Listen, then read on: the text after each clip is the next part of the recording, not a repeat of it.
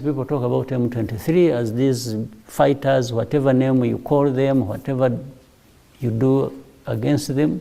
Tshisekedi has been able to manipulate individual leaders, countries, now regions, and almost bringing a misunderstanding within and among regions, because he was playing SADC against East Africa. So why don't we therefore find a way of just talking about it and not allowing Tshisekedi to dictate the terms of what must happen, because he is even wrong. We know he's wrong. President Tshisekedi said he was ready to meet you on two conditions: withdrawal of Rwanda's troops from DRC, he said, and the pre-cantonment of the M23. Are you willing to accept those conditions? You start by giving conditions. It's the wrong way to go about it. But I think sometimes people are playing to the gallery.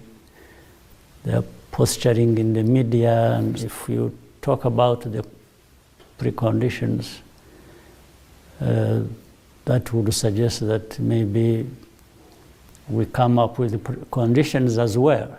I won't meet President Tshisekedi until he reverses his statements about attacking Rwanda and carrying out regime change in Rwanda, as he has publicly talked about. I would also say, well, unless FDLR is removed from Congo, I'm not going to talk to President Tshisekedi, and so on and on and on and on. So this does not serve the purpose of bringing about peace. Do you recognize the presence of Rwandan troops in Eastern Congo? Why, in any case, would Rwanda be involved if it were? Meaning, I'm asking, those who are accusing Rwanda of being involved in DRC, or the forces of Rwanda being involved in DRC, I'm asking the same people, why do you think Rwanda would be involved in DRC? Would it be for fun? Is there fun that would put our forces on the ground in any situation, this time in Eastern DRC? And I'm saying this so that they don't escape the responsibility they have for why Rwandan forces would be in DRC if the forces were there. You see what I mean? I don't want them to achieve isolating or disaggregating the problem and simply sticking to the one of the forces of Rwanda, possibly in DRC, because that's what they would want to achieve. One part is internal, the other part is from outside. The internal one being the M23. These Congolese, by the way, sometimes people talk about M23 as these fighters, whatever name you call them, whatever you do against them. They have 100,000 people here as refugees in Rwanda. Some of them have been here for the last 23 years. Others less, but including the 15,000 or so who have come recently, have been crossing the border almost on a daily basis. We have hundreds of families, or dozens of families crossing every day, being targeted and uprooted from Eastern DRC. 15,000 have happened in this fighting. Refugees come in here. Now, if you may call M23 terrorists or this, or you want to sanction them, or are you sanctioning 100,000 people that are here as refugees? That means You are not addressing the problem at all. Now, the M23 is on the gates of Goma. Are you calling on him, on this movement, to withdraw again? When you don't look at the root causes and you don't really look at the big picture of where you want to be, and that is about peace. You want peace in the end. How can you have peace by just addressing one element of hundreds of things that need to be considered? There are regional efforts. There's the Rwanda process, there's the Nairobi process, and fair so, they are doing a good job. But I would have wished that one, maybe we bring closer these processes instead of running them separately or sometimes in different directions. Tshisekedi has been able to manipulate individual leaders, countries, now regions, and almost bringing a misunderstanding within and among regions. Because he was playing SADC against East Africa.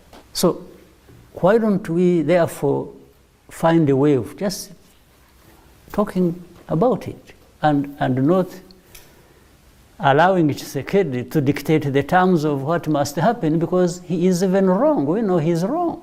But Mr. President, are you really taking seriously the threats Mr. Tshisekedi made during his election campaign against Rwanda, threats to strike Kigali and so on? Are you afraid of his drones and his Sukhoi? Why wouldn't I take it seriously? I think he even has the incapacity to understand the implications of what he's saying as the leader of the country. So for me, that in itself is a problem. It's a very serious problem I need to prepare for and take care of. That means one night you can wake up and do something that you never thought normal people would do. Mr. President, you spoke of hate speeches and so on. Do you think that that your government, that your people, the Rwandese people, has a particular duty of solidarity with, the M23, which is a Congolese rebel group, yes, Congolese, made up of Congolese Tutsis, and more generally, duty of solidarity with the community of Congolese Tutsi, which you say is victim of ethnic cleansing and hate speeches. Whether it is in Congo or anywhere else, when there is an oppression, when there is injustice, when something, a government is doing wrong, or any politics anywhere playing out to that extreme and as wrong, why wouldn't anyone, anywhere, why wouldn't they have that feeling? If they have been involved in mining in places they have controlled over the years. It's not Rwanda, but it is these Rwandans that actually we are fighting and that DRC government has embraced and is using them in their own wars. Another country, another problem, Mr. President, Burundi. How do you explain this deterioration of your relationships? When we detected through intelligence, we learned that Burundi was actually preparing and sending troops to Goma and the north, the eastern Congo, to fight on the side of Eastern African Regional Force. I called by phone. I asked to talk to President Ndayishimiye, and I did. And I asked him, I said, President, I have heard that you are sending a force, another force other than that one, the East African Community Regional Force, to fight on behalf of the government of Kinshasa. I said, that is in contradiction with why the East African Regional Force was formed that you are participating in. So you are going to participate in something else. And I told him, I said, this is dangerous, and you understand the implication. You are actually threatening us with your presence in support of FDLR near our border. I said, he swore to me that that's not true. He said, no. He said, whoever told me must have told me lies. And I said, oh, I'm happy to be wrong. If I'm wrong, well and good. I'm really happy to hear that. But 2 weeks after, they were in Goma. Or even less than 2 weeks. So you can see, he even told me lies. I think of primitivity. We still have primitive politics going on based on ethnic. And this is exactly what brings together Tshisekedi, Ndayishimiye, and FDLR. The hate speech, the preaching of this hate ideology, which leads to a genocide, and which is unfolding in Eastern Congo by other groups other than just FDLR. It's no longer an issue of numbers. If it is numbers, they have numbers. Maybe when you talk about few numbers of FDLR, that's one thing. But now there are FDLR plus many others in the environment in Congo, including the leaders. And if a country's president or leadership